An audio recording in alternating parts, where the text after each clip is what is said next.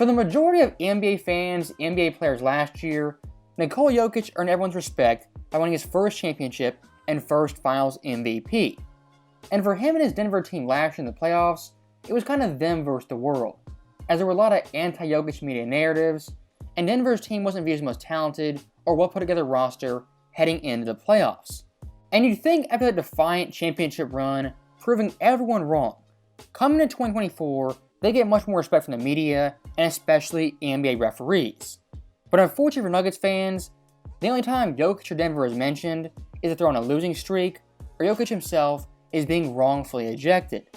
And I don't really care if you think Jokic is the best player in the world, second best, or even third best. It doesn't matter.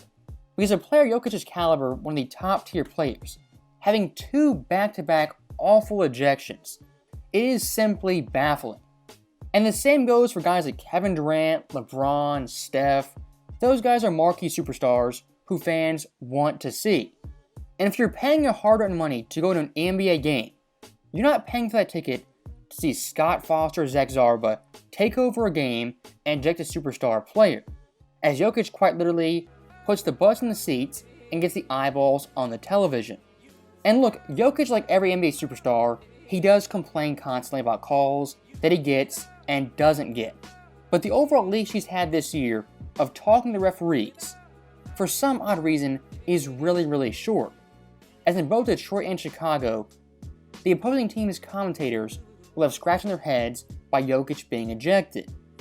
And of course, he may have said a cuss word, called him an MFer, that happens constantly. But to be ejected for that twice in 1 year is simply unacceptable.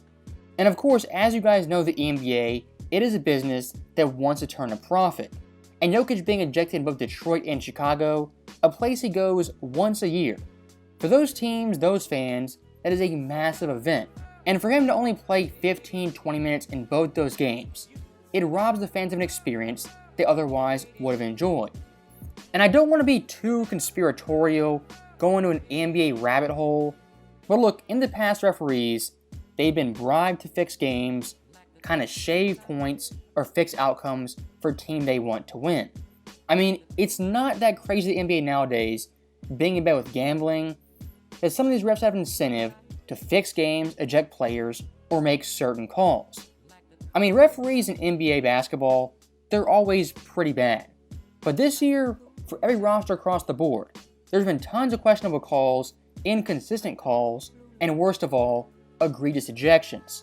And much like the NFL, it seems like certain teams, certain players, get away with a lot much more than other teams and other superstars. Of course, Jokic in Denver being one of the teams and the players who can't talk bad to referees or even cuss at them without being ejected. And look, if I was Adam Silver running the NBA in an American-based sport, what I really wouldn't want is Jokic winning his third MVP in only 4 seasons.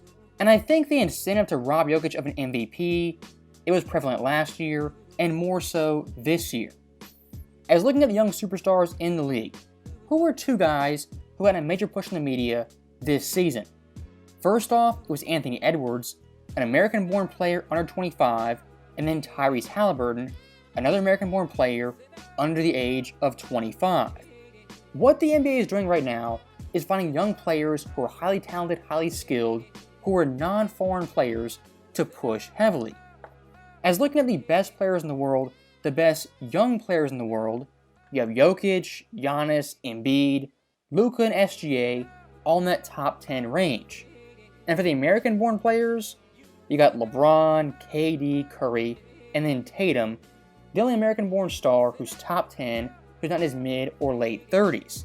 So again, I'll restate.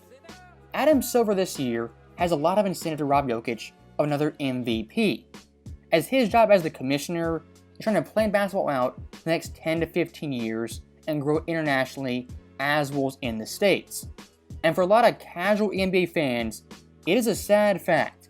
Foreign-born players dominating the sport doesn't jive well with some fans. Case in point, look at Gilbert Arenas, one of the biggest haters of foreign and international superstars. Now, speaking of international superstars, again, the MVP race is between 2 guys at this very moment, that being Embiid and Jokic, like it's been for the past 3 seasons.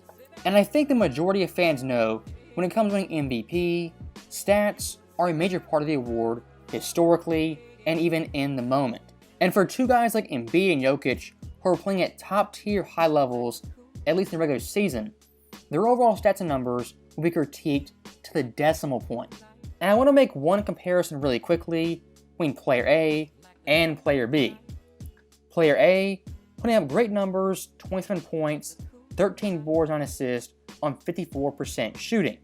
Highly impressive. But look at player B, slightly better, averaging 29 points, 13 boards, nearly 10 assists on 54% shooting. This comparison is pretty damn close, but I think player B obviously has the edge over player A. Now, revealing these two players, player A is Jokic's stats with the two ejections, and player B is Jokic without those two ejections. So again, I'm showing you guys, Jokic being ejected had a major impact on his numbers and the overall case for him being MVP. And look, it may not seem like much, these stats are meaningless, but every single year, it comes down to the wire of who should win this award. And a player like Jokic being ejected twice early in the year, by February, March, most fans, even voters, would have forgotten that for the overall criteria of who should win the award. Now, looking past the negative stuff on the bright side, Denver's overall team right now is healthy, getting Jamal back, as well as Aaron Gordon. After a semi-rough patch where Denver kind of struggled, lost 3 games in a row, was playing bad basketball, at this point right now, they're 100% and still tied for the 3rd seed in the Western Conference, despite a so-so season. And looking ahead to the playoffs, them having Jamal healthy, Jokic healthy, especially Aaron Gordon, that's really all that matters. As yes, some teams in the West have better 5 through 8, but in terms of 1 through 4, the top tier talent of your roster, the West still goes through Denver, and the road to the finals goes through Colorado. And yes, some teams like Minnesota, Oklahoma City, they are pretty scary and have great young talent. But if they met Denver in a playoff series, I couldn't see either of those teams pushing to a Game 7 or even really a Game 6. Maybe Minnesota, but past that the Western Conference, there's a lot of young teams, old teams, and it's mid-tier teams in that 5 through 8 range. And to kind of go full circle in this video, looking back at NBA referees, I want to look at Jokic and the foul calls he gets and even doesn't get. And when it comes to paint scoring, non-restricted area, Jokic right now leads the NBA at 4.3 makes on a league high 58% shooting. In second place, you have De'Aaron Fox, third SGA, fourth Bam, and fifth Embiid. Now, looking at those 5 players, Joel Embiid takes nearly 12 free throws per game, the most of any player in the top 5. Take a wild guess who takes the least free throws out of those players. Yes, you guessed it, Nikola Jokic at 6 per game. The Joker at this point in terms of foul calls, the referees, he's in the Shaq treatment from the early 2000s. And he's so big, so imposing, doesn't flop. A lot of calls other superstars will get, Jokic simply doesn't get. And when it comes to talking to refs, complaining, Jokic at this point is Rasheed Wallace 2.0. As compared to other superstars, Jokic is in a very, very short leash. Again, why that is, I have no idea. So that right there is the end of the video. And again, Adam Silver, the way he runs the NBA has things going.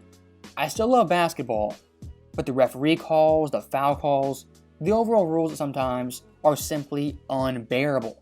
And Jokic having those 2 baffling ejections for a player of his caliber and MVP candidate, that is Exhibit A why the NBA turns people off from watching the sport daily. As always, thank you guys for watching, hope you enjoyed it.